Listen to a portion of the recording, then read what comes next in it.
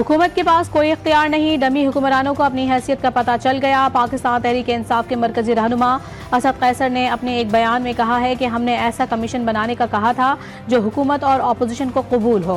हुकूमत ने हमसे ताहाल कोई राबता नहीं किया। आइन की बालादस्ती का मतलब आज़ाद अदलिया है। वकला तहरीकी की हिमायत और लॉन्ग मार्च को सपोर्ट करेंगे।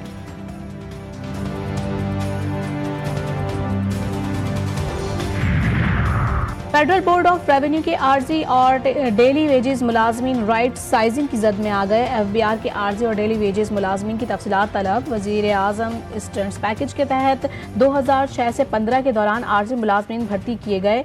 2022 में एस्टैब्लिशमेंट पॉलिसी के तहत उन्हें मुस्तकिल और कॉन्ट्रैक्ट पॉलिसी में तरमीम के बाद उन्हें दोबारा कॉन्ट्रैक्ट पर कर दिया गया।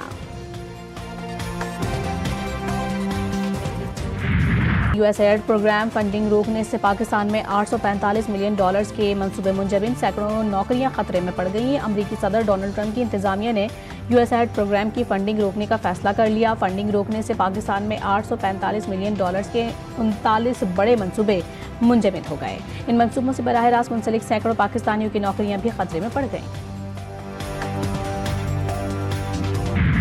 वज़ीर आज़म शहबाज शरीफ की एक रोज़ा दौरे पर कोयटा आमद। कलात में दहशतगर्द हमले में जख्मी सिक्योरिटी एहलकारों की अयादत की।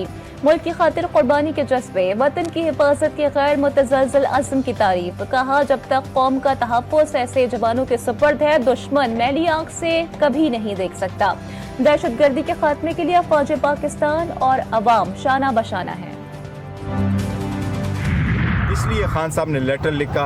इंशाअल्लाह ताला वो लेटर जो लिखा है वो आज आपके सामने आ भी जाएगा। जिस तरीके से इलेक्शन हो गए, जिस तरीके से 26वीं तरमीम पास हुआ, जिस तरीके से 26वीं तरमीम इम्प्लीमेंट हो रहा है, और अवाम और फौज के दरमियान किसी सूरत खलीज नहीं होना चाहिए। खान साहब पहले भी कह चुके हैं, आज भी खान साहब ने कहा हम इंतशार नहीं चाहते। फौज हमारी है, मुल्क हमारा है। बानी PTI का खत। PTI का पॉलिसी शिफ्ट नहीं। चेयरमैन तहरीक इंसाफ बैरिस्टर गौहर की अडियाला जेल के बाहर मीडिया से गुफ्तगू। कहा कि बानी PTI ने आर्मी चीफ को बतौर साबिक वजीर आजम खत लिखा। खत में फौज और अवाम के दरमियान फासले की वजूहात बयान की गई हैं। बानी ने सिपह सालार से पॉलिसीज पर नजरसानी की दरखास्त की। बानी ने कहा सारी चीजों का नजला फौज पर गिर रहा है।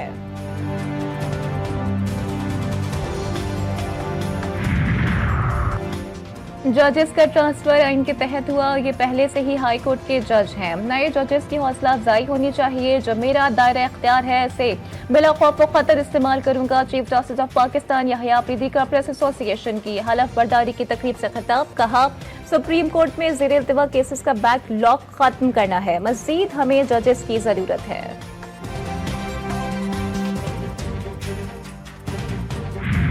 इस्लामाबाद हाई कोर्ट में आने वाले 3 जजेस ने काम शुरू कर दिया। जस्टिस सरफराज डोगर ने 3 केसेस की समाअत की। जस्टिस सरफराज डोगर से कमरा अदालत में prosecutor general Islamabad Ghulam Sarwar, additional attorney general Munawwar Iqbal समेत लॉ अफसरान की मुलाकात, मुबारकबाद पेश की।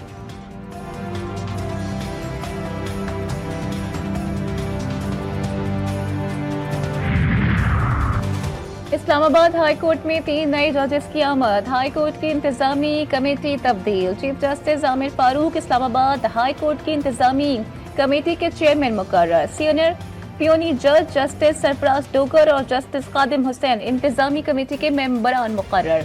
इस्लामाबाद हाई कोर्ट की डिपार्टमेंटल प्रमोशन कमेटी भी तब्दील। नई departmental promotion committee senior peony जज जस्टिस सरफराज और जस्टिस आजम पर मुश्तमिल होगी।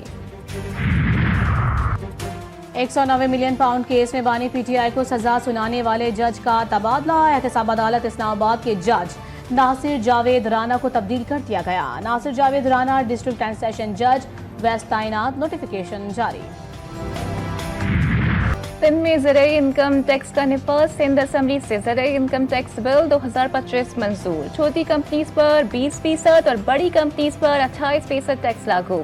जनवरी से नाफिजुल अमल होगा। आबाद अराजी को छुपाने की सूरत में जुर्माने करने का फैसला। वज़ीर आला सिंध मुराद अली शाह ने कहा कि ज़राई टैक्स 20 साल से नाफिज है मगर नतीजा कम था। ज़राई टैक्स पहले भी था और लोग भी दे रहे थे। FBR करप्शन का गढ़ है। वज़ीर आज़म भी कई बार कह चुके हैं कि FBR में इस्लाहात जरूरी है। FBR जो एक करप्शन का गढ़ है, प्राइम मिनिस्टर कई बार कह चुके हैं FBR गई, फेडरल गवर्नमेंट का काम है IMF से बात करे, मिनिस्ट्री ऑफ फाइनेंस जो उनकी वो बात करती है, हमें नहीं इन्वॉल्व करते, गलत है। मैं तो कहता हूँ जो फेडरल टैक्सेस हैं उसमें भी 57% हिस्सा, 57.5% हिस्सा सूबों का आता है। उन्होंने बगैर कंसल्ट किए, FBR ने अपनी कोताहियां छुपाने के लिए, FBR ने अपने फेलियर्स को पे पर्दा डालने के लिए कहा जी ये एक सेक्टर है, ये टैक्स नहीं देता एग्रीकल्चर। ये नहीं चाहते कि जी हाँ, अगर शुरू में हमसे कंसल्टेशन होती तो हम बाकी सूबों को बोलते यार मिलके बैठ के IMF से हम बात कर लेते हैं। अब हम ये नहीं चाहते कि कल को IMF का वो जो लोन है पाकिस्तान को, खुदा ना खास्ता, वो सिर्फ इसलिए रुक जाए कि जी क्योंकि एक सूबा जो आपका नहीं मानता। सिंध असेंबली में ज़राई बिल पर नोकझोंक। शर्जील इनाम मेमन ने कहा कि अपने कंधों पर बोझ बढ़ाकर पाकिस्तान के हक में फैसले किए। बात अगर मुल्की मफाद की हो तो पीपल्स पार्टी पीछे नहीं हटती। IMF के कहने पर कुछ इकदाम करना पड़ते हैं। सबको मालूम है कि ज़राई टैक्स सूबाई मामला है। ऑपोजिशन लीडर अली खुर्शीदी बोले, रिवायत है कि बिल उजलत में लाए जाते हैं, बेहतर था कि बिल कायमा कमेटी के जरिए लाया जाता।